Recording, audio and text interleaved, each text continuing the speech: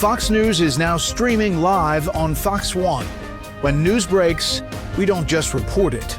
We go beyond the headlines to get the full story. Get live coverage, in-depth analysis, and perspectives from the voices you trust, all in one place. Whether you're at home or on the go, stay connected to the stories shaping our world. Stream Fox News on Fox One. Download today. Listen, all you New Yorkers. Excuse me, taxi. Okay, man, we're looking around. This is the 77 WABC minicast.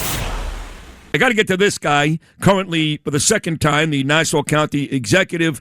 But if God is good to us, he will be our next governor. I love this guy, Bruce Blakeman. And Bruce, I know you're coming on because I always get a text from Chris Boyle saying, is Bruce on hold?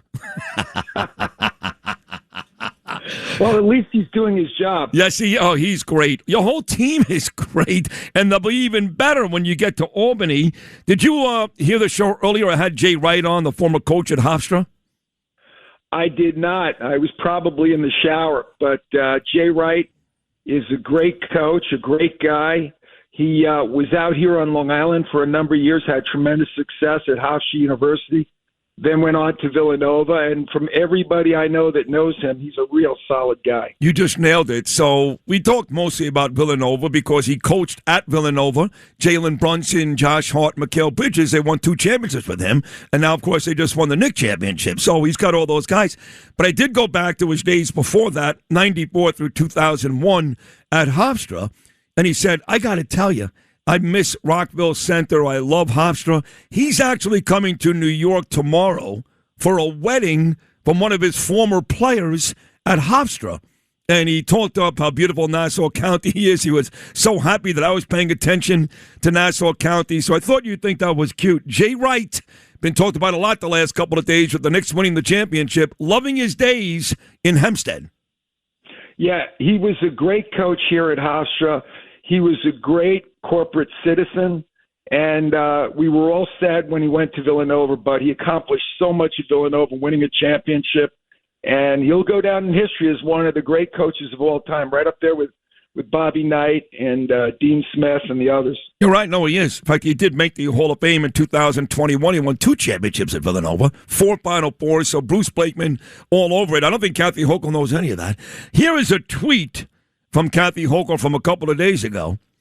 While Bruce Blakeman refuses to recognize Juneteenth, which I still have no idea what that is, I got to be honest, in Nassau County, today I joined thousands of New Yorkers celebrating the 50th Juneteenth Buffalo Parade, which, by the way, is June 19th, is not here yet, but she celebrated this a couple of days ago, the moron. One of the largest and longest running celebrations of African-American freedom. So she had a parade for Juneteenth on like June 12th, and she's calling you out for not caring. No, I don't care, but I never heard you say that, ever.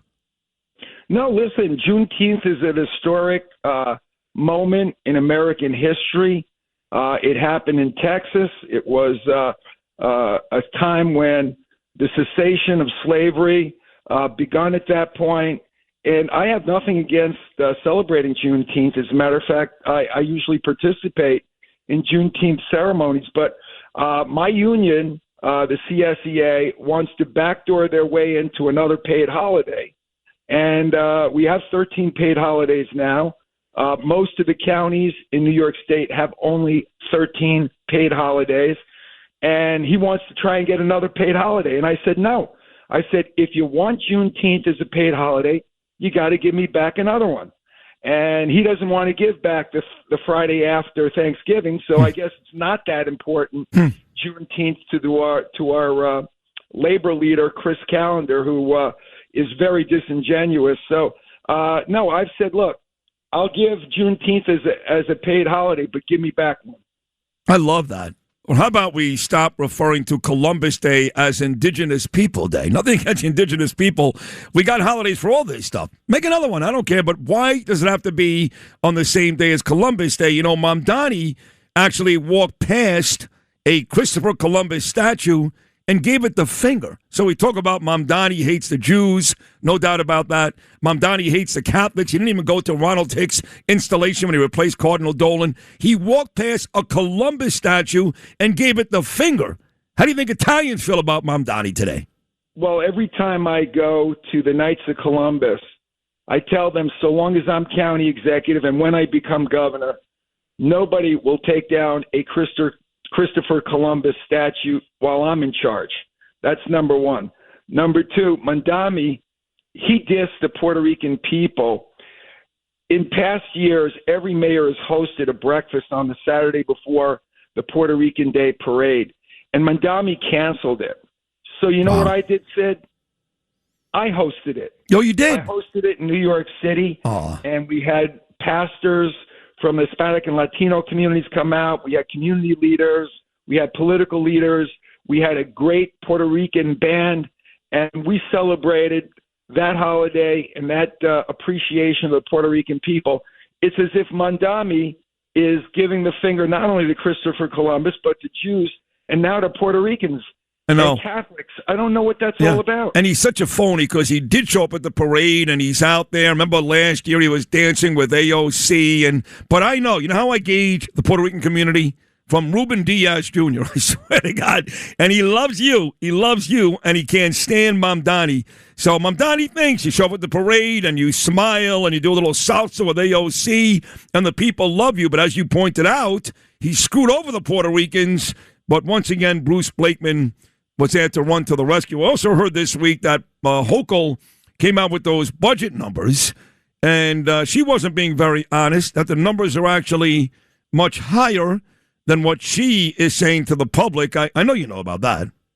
$9 billion higher. Jeez. She's giving more money to illegal migrants, free housing, free food, free transportation, a free cell phone. She's giving more benefits to illegal migrants than she is to New Yorkers who pay taxes every day. They work hard, they play by the rules, and they get less from their governor than people who arrive here, and in 15 minutes they get more benefits than New Yorkers. It's disgraceful. I will end it on day one when I become governor.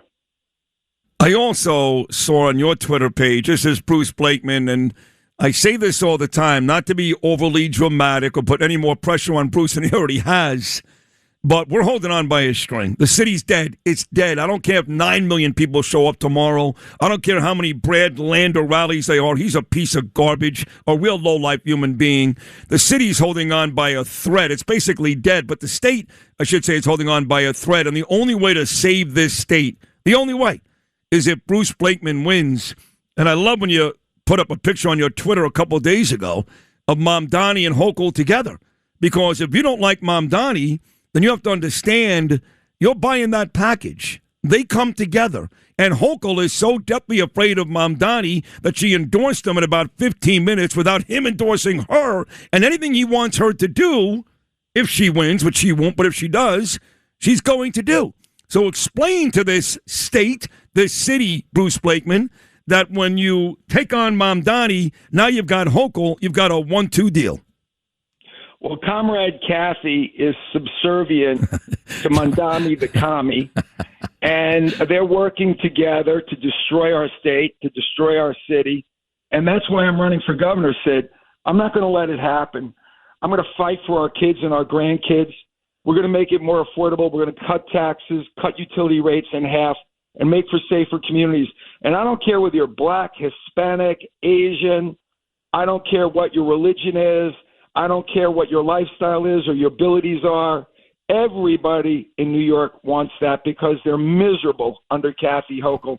And now with Mamdani the commie, they're even more miserable. Two more things. Did you see this second home tax, Pierre, there's something, I can't say it in French, I don't even want to, that now Mamdani and Hochul are talking about applying that to co-op buildings?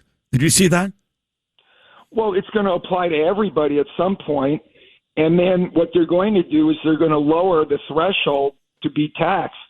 So right now they're taxing the rich, but when all the rich people leave, they're going to need tax revenue when those people leave, and it's going to fall on the middle class. And by the way, when rich people leave, Sid, it hurts carpenters, electricians, plumbers, waiters, waitresses, the local dry cleaner. the dog walker. When rich people leave, and they're going to leave because they've had enough of Kathy Hochul and Zoran Mandami, when they leave, they take their business with them. And that's going to hurt average middle-class New Yorkers. And what about the fact that Mandami has threatened to raise property taxes 9.5%?